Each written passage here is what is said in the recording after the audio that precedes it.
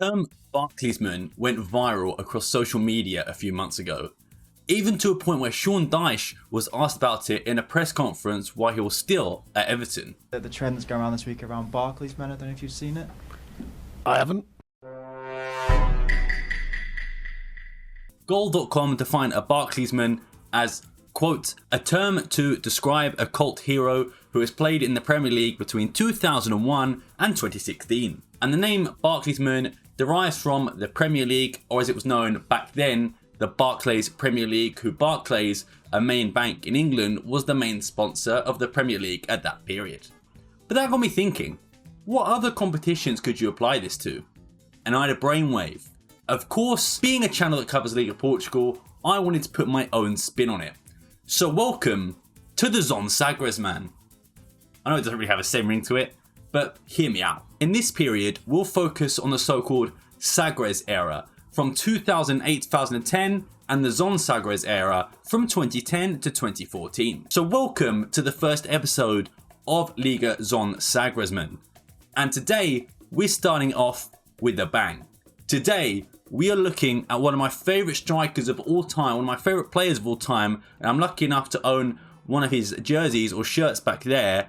And today, we're going to be looking at Liedson da Silva Muniz, more better known as Liedson. In an era dominated by Porto's trophies and Benfica's transfer business, Liedson quietly carried Sporting along with some other names that maybe will make this series on in the future. But he was the kind of striker who didn't need 5 or 6 chances to score. He needed just one. Liedson wasn't the flashy striker by any means. He wasn't as someone that was flashy back in the 2010s, such as David Villa or Fernando Torres, and he wasn't a powerhouse like a Zlatan or a Drogba. Liedson's game was built on a mix of intelligence, timing, and relentlessness. He had elite off-the-ball movement. He constantly drifted in between defenders, and he was great at timing his runs. He was a clinical finisher, left foot, right foot, header, it really didn't matter. He had the old school mentality of, if I get the ball, I will score. And lastly, before pressing came into fashion, Liedson was already doing it. He chased every defender, every loose ball, and every back pass. Fans at the Alvalade nicknamed him Levezinho, which translates roughly to the slender one. But he played like a lion. But most importantly, he was a massive big game player.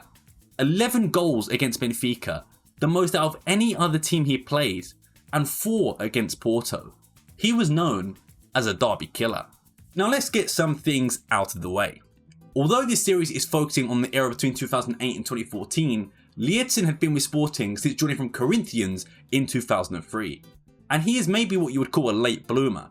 Few expected much, but at age 25 in his first season for Sporting, he would score 15 goals in 30 games in the league, but it was the 2004-2005 season that was his masterpiece. Sporting went all the way to the UEFA Cup, now known as the Europa League, final, scoring 9 goals in 14 appearances, but unfortunately, Sporting would lose the final at home. But this isn't about the European competitions, let's get back to the league. That season he would also score 24 goals, the season after 15, then 15 again, and then finally, where we are now, the 2007-2008 season, he only managed 11, but was injured for some of that time. He won 2 golden boots in 2004-2005 and 2006-2007, and 1 Tissot de Portugal in 2007. But it was in 2008 where Liedson's stock would begin to rise. The Telegraph reported in December 2008 that both Tottenham and Newcastle were after the Brazilian striker's signature. But as Liedson was already 30 years old, neither Spurs or Newcastle wanted to spend the £20 million quoted fee to steal him from Sporting.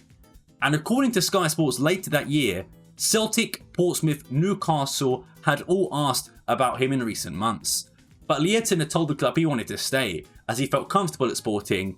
But perhaps there was also another reason. You see, Liedson wanted to complete a full 5 years in Portugal, and that would make him eligible for Portuguese nationality, so he could represent Portugal at national level. As Brazil's forward position was stacked, Portugal's was the complete opposite. Ronaldo hasn't transitioned into the striker yet, so right now up top you've got Hugo Almeida and Helder Postiga as the 2 main strikers heading into the 2010 World Cup. And Liedson saw this as an opportunity. And then came the midpoint of the 08-09 season. Liedson finally got his wish, and he was made a Portuguese citizen. But he still needed to prove that he was good enough to play in the national team. And that season, he was a man on a mission. 17 goals in the league, and he hit 4 braces that season. 2 goals against Benfica, 2 against Setúbal, 2 against Nacional, and 2 against Liedson da Silva. But unfortunately, Sporting finished second, 4 points behind Porto, but 7 points ahead of Benfica. But in the good news, his good performances did get him called up to the national team, and he made his debut in the 2009-10 season, and actually scored on his Portugal debut as Portugal drew 1-1 against Denmark. But this was the season that would be Liedson's most important, as it was a World Cup year, and although he had just made his debut, he still needed to be on form in order to go to South Africa. But unfortunately, it would be a season of regression for both Sporting and Liedson.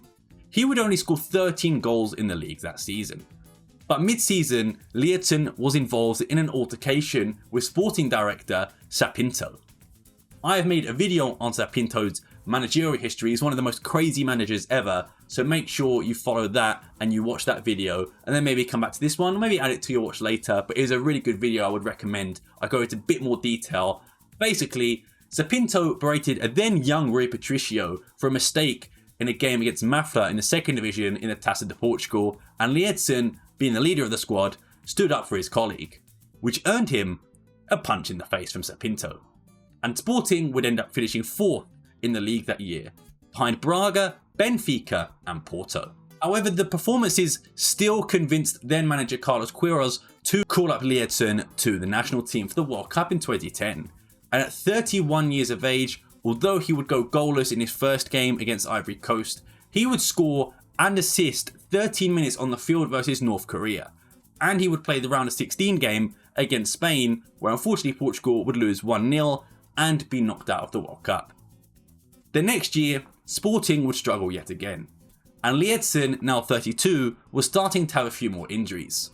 And although he would score 5 goals in 14 games, in January he wanted to return to Brazil to see out his career. And on January 31st, 2011, after 310 matches with Sporting and 147 goals, he signed for Corinthians. But Corinthians allowed him to play the following Friday against Levezinho da Silva in a farewell game. And he started and scored twice in a 3-3 draw. But although Liedson left as a club hero and maybe a club legend, he left without the Holy Grail, a league title. Probably going to be one of his biggest regrets before retirement. And you might think, that's where the story ends, right? Maybe he'd have 2 more years with Brazil and then retire? But no, you see, the story would take a twist. After spells with Corinthians and Flamengo, in January 2013, the then 35-year-old returned to Liga ZON Sagres. That's great news, a sporting hero returning to Sporting as a cult hero and a club legend? No, he actually joined rivals FC Porto. And this may seem like a betrayal or a backstab, but he was actually offered Sporting on loan first. And he actually wanted the move, but Sporting were in financial turmoil and couldn't even afford to bring him in on loan. And Vitor Pereira and Porto needed cover for Jackson Martinez to compete for the title. Now, Liedson barely played for Porto that season, but you would struggle to bench an informed Jackson Martins. But the 35-year-old had 4 league appearances, but you see, it was on the 11th of May, he was brought on as a sub against Benfica. And if Porto win against Benfica, they win the title. But come the 92nd minute, the game is tied at 1-1. And in the 92nd minute, a pass from Liedson sets Kelvin through on goal, and Kelvin, dramatically and most famously, one of the most famous moments of Portuguese history, scores the winner, bringing Jorge Jesus to his knees and bought Porto a league title. And of course, all from a Liedson assist. And he finally won something that he couldn't at Sporting, the league title. And even though Sporting have gone on to win 3 league titles since then, Porto fans constantly remind them that one of their best ever players, Liedson, especially in the modern era, won a title with FC Porto and not with Sporting. But for me, Liedson is the first inductee to the ZON Sagres Men Hall of Fame. From 2008 to 2013, 36 goals, 14 assists in 72 appearances, which is roughly 0.60 goal involvements per game. You know, he's got a great record, 19 goals in 40 appearances. You know, do the math on that, it's one goal a game. And he's a part of one of the most infamous moments of Portuguese history. That Kelvin goal. And also getting punched in the face by Sapinto. But, of course, the Kelvin goal probably more important. So in total, 214 league games for Sporting, 115 goals and 31 assists.